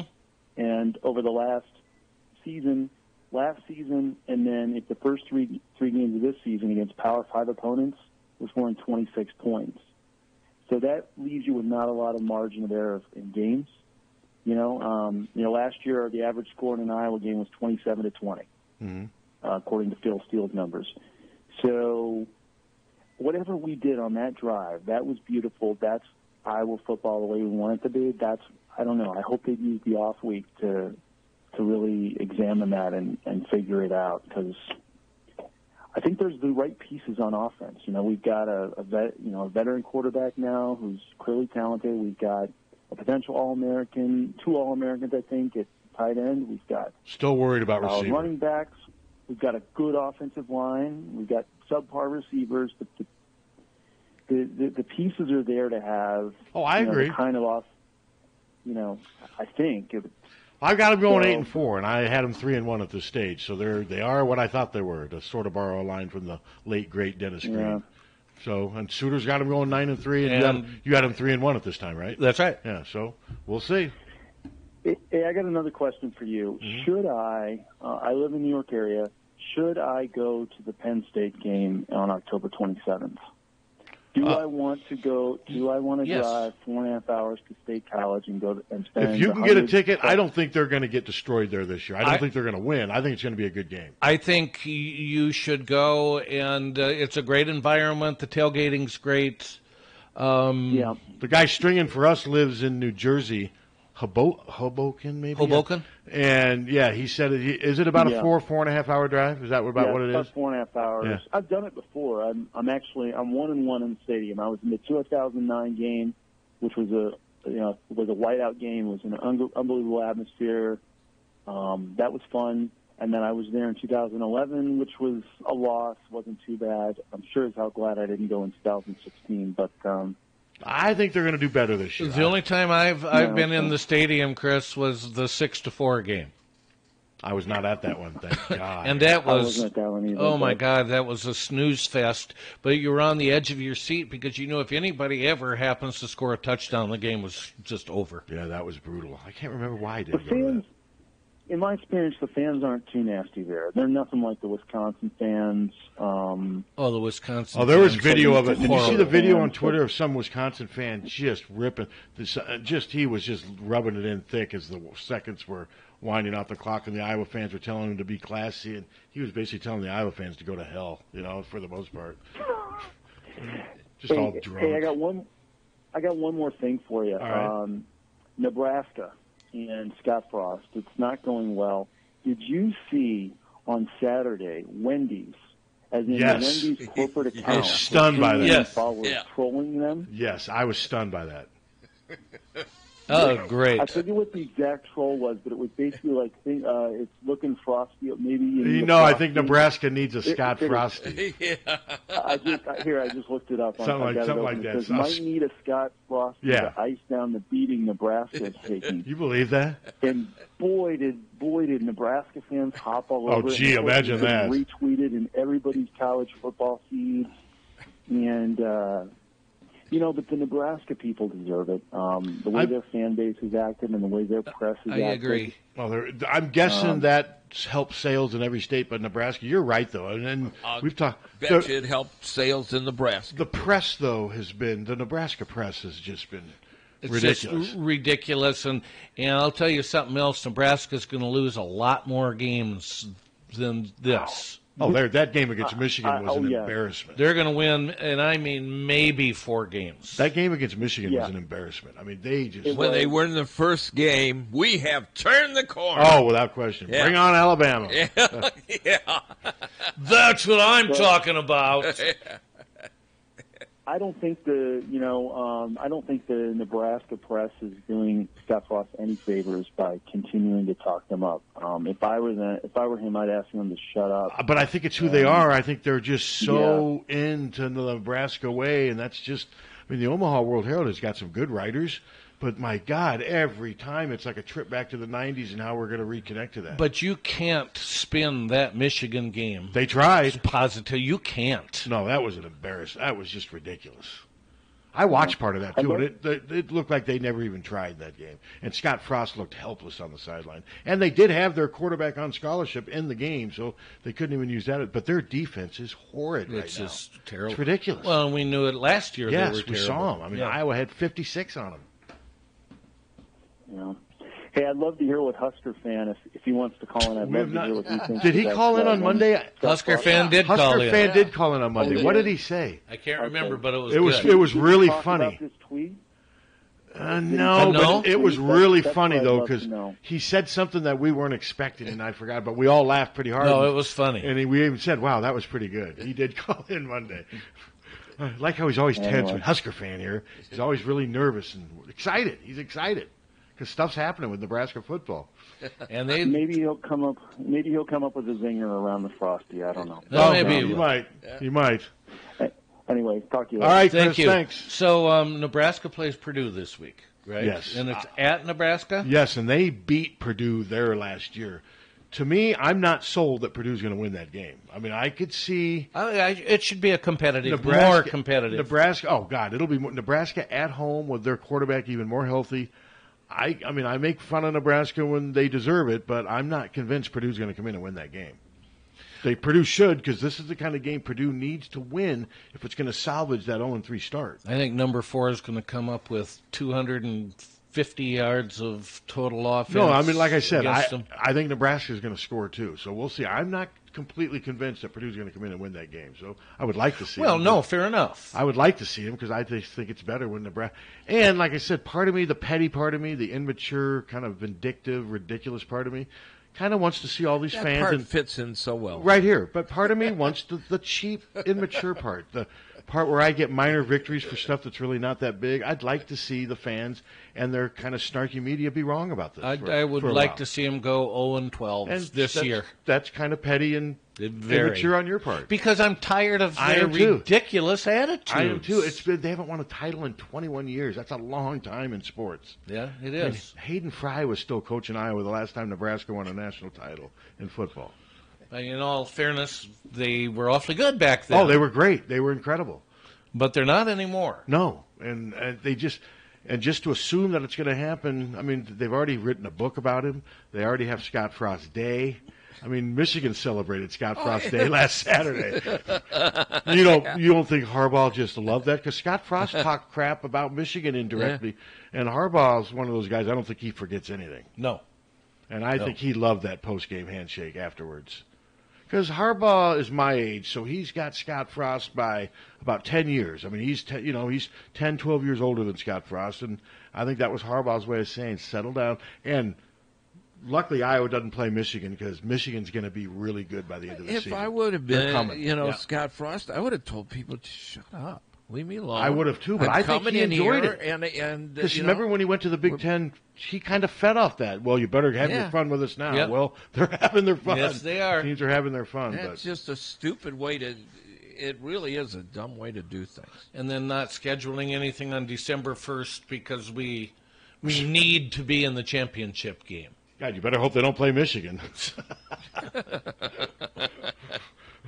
Or Colorado, but no, it's just the Purdue game's going to be big though. That's another game I will enjoy watching. Purdue's fun to watch. They really are fun. Hello. Good morning, gentlemen. Good morning. I was listening to the Iowa State Akron game last week, and John Walter said, "I don't think Nebraska really wants to play Akron now." I don't. Well, good point. Well, that's probably a good kind of point and kind of snarky, but I like that. No, I think Akron would have a chance to beat them. Oh, I do too. I mean, Akron, Iowa State. I watched some of that game. That's a decent team. I'm telling you, those Akron defensive backs hit. There were some hits in that game, boy. I just want to see Nebraska lose their fourth in a row just to see when the hell was the last time that they were 0-4 to start a season. Because the last time they were 0-3 was World War II. Right. Yeah, no. Every loss they have from now on will be major record setter. This is unheard of. But like I said, I do want Purdue to win. I'm just not, I do too. I'm but just if not convinced. If Nebraska beats Purdue this weekend, it'll be unbearable. the Scott Frost era officially began today. Yes, it'll be unbearable. Yep. And I think, isn't Purdue like a 3-point favorite? I think so. Which means then you get 3 for host. Which means they almost think they're a touchdown favorite because don't you get 3 for hosting? Yes. So yeah. So yeah, 3.5, depending on. No, I would not be surprised at all if Purdue won. But like I said, if I turned on the TV and Nebraska was up and getting ready to win, that wouldn't surprise me either. No. Would not surprise me. That Michigan game, I would have bet my life. Well, Purdue has struggled. Yes, and I would have bet my life that Michigan was going to beat Nebraska. I mean, I really would. I thought about betting a lot of money on that, but I didn't do it. If I was a gambler, I would have covered. What was the spread? Do you remember?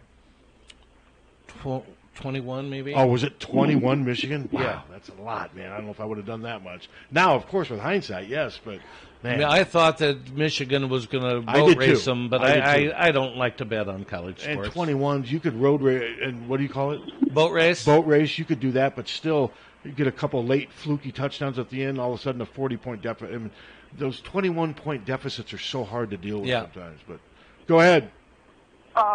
Is Rutgers now officially the dumpster of college football?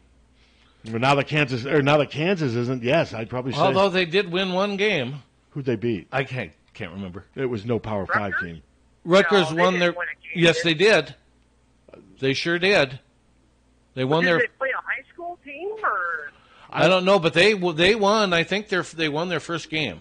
And I don't have my phone with me, or I'd look. Yeah, Captain, look, Rutgers 2018 football. I think Tom's right. They did. I don't think they beat a Power 5 team by no. But no, Rutgers is clearly right now arguably the worst Power 5 team in football right now. Kansas has held that title for a long time. Yeah, because when Kansas beat you by 40-something points, I mean, good Lord. Yeah, that ain't a good marker for your team, is it? Yeah, no, and Rutgers is getting worse. I mean, they've never been good under Chris Ash, but they're getting worse. I mean, I kind of thought Chris Ash was going to do a pretty good job there. Yeah, I mean, but it's just not happening. Yeah. Well, I think that's all the questions I got now. All right. Well, all right. Thanks for the call, man. Have a good day. Enjoy this nice weather.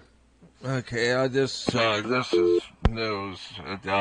CNN and CBS reporting that Michael Avenatti, the Stormy Daniels lawyer, has a woman, Julie Swetnick, who has security clearances and worked at the Denver Mint. And she is accusing that Justice Kavanaugh, or Justice-elect Brett Kavanaugh, she's accusing of sexual assault, saying that though he did not rape her, he and his friend Mark Judge were present when she was gang raped. Jeez. And she has signed documents and sent them to... So they witnessed a gang rape? Yes. Allegedly. But that doesn't make them guilty of raping, though. No. She's not saying that they were. But that's not a matter. This is somebody... Again, it's... And we got to get beyond the innocent of guilt. Something about its character. But this is also somebody who's getting ready to serve a lifetime commitment on the Supreme Court. Oh, hey. That's why this is being looked at with a little more... Oh, no, no, I don't... Well, I've never been present in a... Gang rape? At a gang well, rape, and I wouldn't be. Well, it says something about his character and who he was. This Mark Judge was. Isn't that who did Beavis and Butthead? That was Mike Judge. Yeah, let's not confuse beloved characters. Progress sucks. I love that line. And whores rule. Yeah. Here's Coach Patterson. That'd be a good one, too. That would be a good one. Or you could change throughout the interview with Don. You could do that. I wonder how Don would handle that if you went from Beavis and Butthead to like John Lennon. I think, who's that supposed to be? Hello. Good morning, guys. It's Southern Justice. Southern Justice. Is this how we're going to cap off the All Hawkeyes podcast? Get a little food? Yeah. All right. Yeah, take it away there, Southern Chief. Justice. Take it away, Chief. Well, today, for the Iowa City schools, they'll be having a beef kettle lasagna with an egg and cheese omelet, with your school choice of barbecue chicken flatbread pizza, Spanish salad, fresh biscuit, dragon peach, fresh kiwi, grape jelly, and strawberry jelly. Burlington, Iowa Elementary Eat your heart out, will be Mark having Dukes. nachos, peas. You too, John Miller. Nachos, peas, and a garden salad. You don't have this on your podcast. Caker doesn't have it. No. That was Burlington Elementary. Now Burlington Middle School is nachos, peas, and a garden salad. Burlington High School, a hot dog and bun with tater babies, green beans, garden salad. He's not texting this the 1600. Whole red apple. In Burlington area, Nike's hot dog and bun, tater babies, green beans, garden salad, and a whole red apple. All And right. after lunch menus on the Mighty, 1630, KCJJ on the All Hawkeyes. Go get your prescription today. All right. Prescription. You get it? Hey. You played a joke on us. Yeah. And what do those taters need to do, Captain? They need to grow up. Why? Because they're tater babies. They got to grow up. It's time to grow up. Hello. So, and do you like the idea of nachos? That was the ghost of it. Do I like the idea of what? That they're doing nachos and peas. That doesn't seem to work, does it? No. Was that the ghost of Gavin? Yeah, Gavin. I had some nachos unfriendly last ghost. night. Made some nachos at But home. did you They were think delicious. about, boy, some peas would God, if only I had some peas to put in here. And I like peas. I've always liked peas. I don't mind peas. I don't mind peas. I'm the only one in my family who eats them, so Well, we never have tell them. your family to give peas a chance.